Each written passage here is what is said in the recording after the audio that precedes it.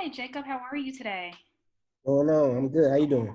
I'm good. So today we are going to jump into our interview about Showtime series, The Shy, and your role as Emmitt, which is super exciting. We are going into season 4, right? Is Yep. that Sunday? Before this Sunday. Yep. Are you excited? Yeah, I'm super excited. We just been in the middle of work as you know it's rolling out, so it's an exciting time. I feel like this is probably the most exciting year because it's the first time we're filming as the first episode is getting ready to come out this Sunday. So the momentum is there versus like filming and then waiting a year for it to come out. It's like but now it's like I feel like we shot a music video and now it's about to drop. It's lit. It's up. What did Cardi B say? If it's up, it's stuck. Is that what she But then, said? So in Showtime, in the series, we know that Emmett started off as a mama's boy hmm and then labeled as a deadbeat dad. And hmm so, as your role as Emmett, you have made some changes, and I would love for you to share with us some of the struggles that happened as you changed and tried to become a better man. I just think Emmett went through a lot of issues. It's just obviously women is his. Every time a new woman walks in the room or a good looking woman, he doesn't know how to. He's still young minded. He still doesn't know how to control himself when a nice young lady walks in that isn't his baby mom's or and I think he wanted to just kind of live life and not really deal with the consequences, which is, life will hit you and reality will hit you, in the face multiple times, multiple different ways and say, hey, like, no, what you do have consequences. And every decision you make right now is going to affect the next couple years or the rest of your life. So, Image is constantly making those mistakes, but also growing. And I feel like I think we see him do some grown man stuff this season. I feel like, and we'll see that this year. He got the full beard now. It's like it's different. He's working now. His restaurant is finally going, and I feel like he's more of each season. I feel like he's growing even more. And that's so great to see that progression. And because I live in Chicago, this totally like hits, a different kind of way.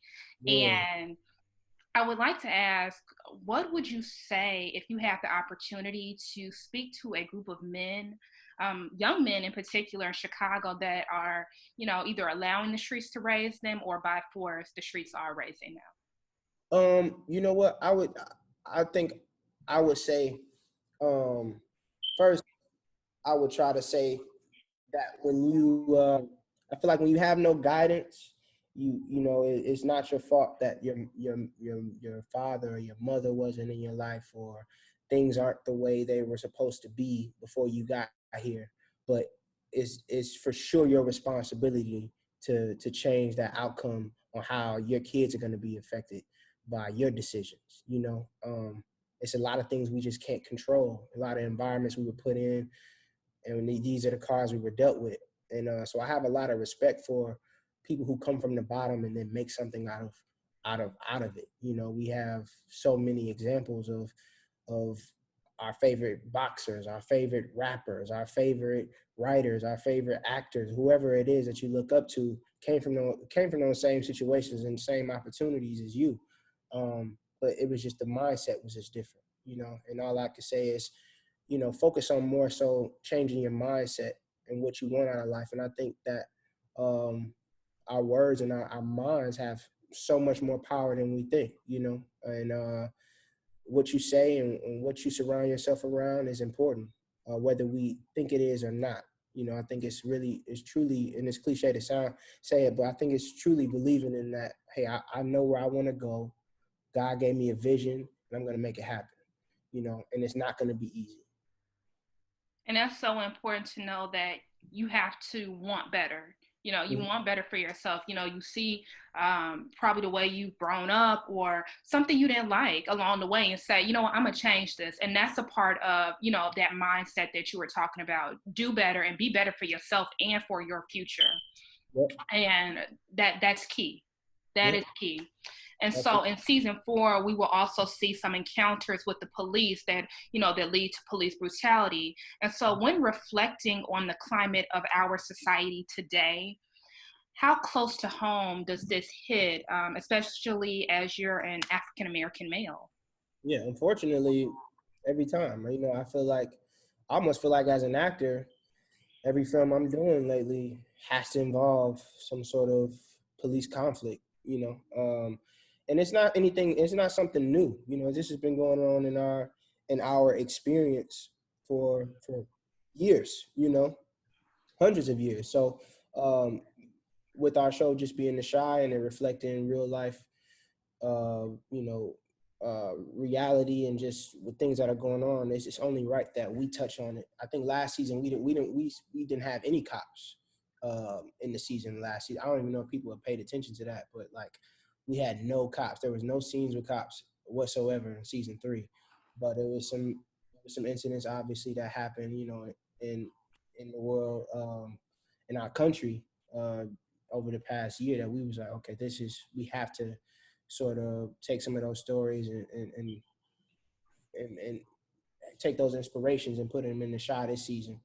And that's why we all wanted to be a part of this show. We wanted to talk about real world experiences, real Black experiences, and us being Black actors, we feel it on a different level. So, uh, we're excited to just bring those stories to life.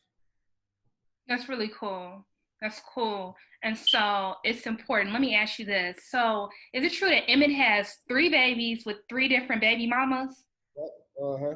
So we have to address that. We have to address that because I am a Chicago, I live here. And let me tell you something, that is not a myth. That's the reality. That's the reality. And so, how do you go about blending families, and does the family then become broken, or do you blend? How do you do that? You know what? I think me not knowing or me understanding it is like what I bring to the screen of it. And I think that's what makes it feel organic. Like if I knew, I just it wouldn't that would just be a little bit too mature. That wouldn't even be relatable, I don't think. I think me having no kids at all and no baby mamas in my real life, me coming into this story and like, man, I don't know what to do. I'm figuring this out day by day. I got 3 different baby moms asking for child support. I'm trying to figure out ways to pay them under the table because my job is, and then I get a real job. Now I'm like, okay, now I gotta take all this stuff out of my paycheck and then I gotta see what's left. And I'm like, okay, this is what I really get paid. So and then my dad has the same sort of, storyline in a sense where I'm like, a young him, but he's got it figured out. He got all his baby mamas at the table laughing and cheers and drinks. So it's like, what? How you do this? Like, how you get them to act right? So so I think it's a constant learning experience even for myself. I think where it's fun on camera, but I think in real life I would be like, oh my God, this is horrible. Oh my God, this is crazy. Yeah, that I had to address that because I'm like, whoa, whoa here. Like, I'm like, is this the facts? Is this true? Like, is this what be going on? This is happening. This is what's happening out here. Yeah. And so you're also an artist. What do you gravitate to more, the movies or the music? It really depends. I think it depends on how I'm feeling throughout the year. Mhm. If it's a film I come across or a script I come across and I'm really passionate about it, like I'm in that script. Like I'm that character for however long we filming it, and then I record music in between. But deciding when I want to release the music is like really key for me. Like deciding, okay, when is a good time for me to be able to put out this album, hit the road, do a couple shows, do a couple club dates, and not be in some sort of conflict with the studio I'm, dealing with because hey, you need to follow protocol with COVID and so it's really scheduling. It's COVID has made this even a lot harder now where I've had to turn down club appearances because I say, hey man, I'm working. I can't really be out there right now. I'm working, blah, blah, blah. So it's not really worth the relationship I have with this production and my castmates and endangering them. So it's tough. It's really like time management, and then I guess me, I'm sort of in control of my own schedule in the sense of like, hey, I don't want to do this movie right now. This summer, I want to focus on music. I want to go on tour, and then I'll try to find another project later in the fall or the winter. And you kind of, it's no right or wrong answer. It's just, I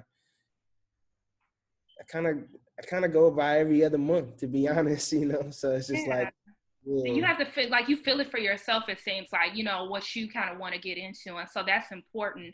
yeah, And it shows when you're on screen. It shows when you're on screen, and then through your music too. You let us know how you're feeling. yeah, And so yeah. that's important. That's who I get to be. That's when I get to be Jacob, because anything else, I'm just acting as if I'm someone else. So, when I can be Jacob and express what I'm feeling through my music, or if I want to talk about sex, if I want to talk about relationships, if I want to talk about, meditation, I don't know, anything, you know what I mean? Because you So, know how you're feeling. You know how yeah, you're feeling. You know what you want to release out to the public. So that's important. absolutely. Yeah, it's a fun time. And it's such a free place for me now because I'm independent, and it just works better for me being that my acting schedule is so crazy. We film 4 months out of the year with The Shy, then I may book another project, and that might be another 2 months in my year. So half of my year is pretty much gone. So if I was under contract at like a music label, it really wouldn't be ideal for me because you have to reach certain album deadlines and things of that nature. So I'm just in control of my own thing. It's dope. I love it. Yeah, it sounds dope to me to just be that free. Yeah, it's dope. And so, how important is it to develop your own style when it comes to acting? Um, I think it's extremely important actually. I think it's important to study everybody and just see what works for you. I think the dope thing I think thing about acting that's it's hard to mimic somebody else's acting. It's like you could tell who may be inspired by somebody else, but acting is the one true place where you have to be an individual. Like you have to be your own. Like musically, I can go in and create some Michael Jackson inspired music, some Chris Brown inspired music, some Usher inspired music, and put it out and kind of mimic some tones or some melodies. But that camera, when you got that monologue in front of you, it's like, yeah, the Denzel way is not for you. You know what I'm saying? Like you got to figure out who Jacob is. You got to figure out who whatever your name is. So it's like you got to find what works for you and what can what can work for you so people can believe you. And that's when I think that's the beauty in acting. You can't act it. You can't. You gotta, I mean, you can be inspired, but it has to come from your heart, I think. And so that's it. I think that's important because it's all about your identity too. Besides, you get the script, but your identity off screen, who you are, Yeah. your authentic self. And when you're your authentic self, it shows. It Yeah, shows. and that's what people don't. I think a lot of people say, "Hey, I want to be an actor," right? And Mm, if you want to be an actor, I think it's definitely should pursue it. But I think a lot of people get caught up into how big the result is. Like when the movie comes out, when the premiere happens, yeah, it's a beautiful time. But the moment, the process of filming and the process of being an actor is just one of the most disciplined lifestyles I've ever experienced. Because as a musician, I could go to the club, I could go to the studio late at night, wake up in the morning whenever I feel like it, and show up a little late to the video shoot, whatever. But this, showing up on set, you got to be on time. It's early call times. You're mainly studying all your lines most of your off time. You're doing ADR, which is going into the studio, redoing lines that they couldn't get clean on set, and then you go into the gym and you go into bed early to wake up. You don't have time to sort of be too free. It's kind of like it's way more structured and you're isolated a lot. You can't go kick it as much. It's especially with COVID now, it's made it even more isolated.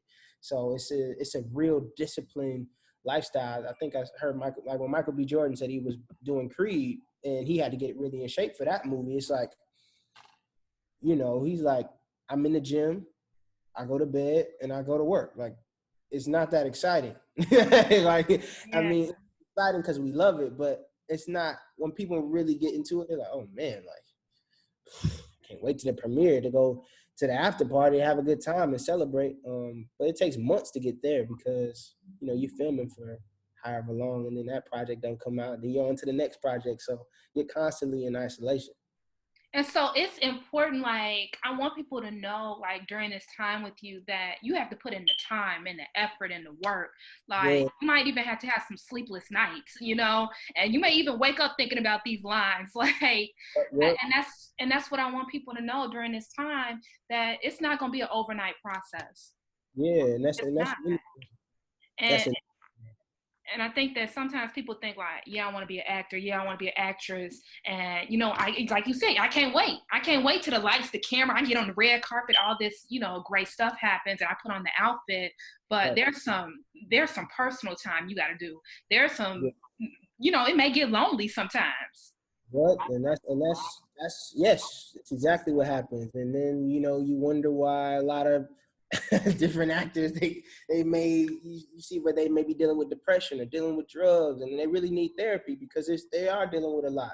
And don't be an actor who like you always into like these really complex roles where you have to be truly method. It's only been a couple times where I've been like really out of it as an actor, where like The Shy is easy for me to play around with. I get to put a lot more of myself into it and my goofiness or whatever. But you play a kid with like schizophrenia or depression, you kind of gotta live in that a little more than you would you playing Emmitt for it's just a difference. The character can be just way more complex, and you have to kind of gotta live in that a little bit more than you gotta live for yourself. So those 3 months, you're completely method. You're somebody else on and off camera because that's who you gotta be, and that's you want to give your best performance. Yeah, and I'm glad you said that. Give it your best. Get whatever you do, give it your best, Yeah, and know that it's really gonna pay off. It's gonna pay off in the end. And so yeah. as we wrap up on this interview, please share with us some of your future plans, some of your future projects. Let us know what you got coming up and what you got coming our way, because I want some stuff too. Yeah, the shot this Sunday, obviously, and then a trailer called Gully just dropped today. That's gonna be in limited theaters June 4th, and then June 8th it'll come out on Paramount Plus, their new streaming platform.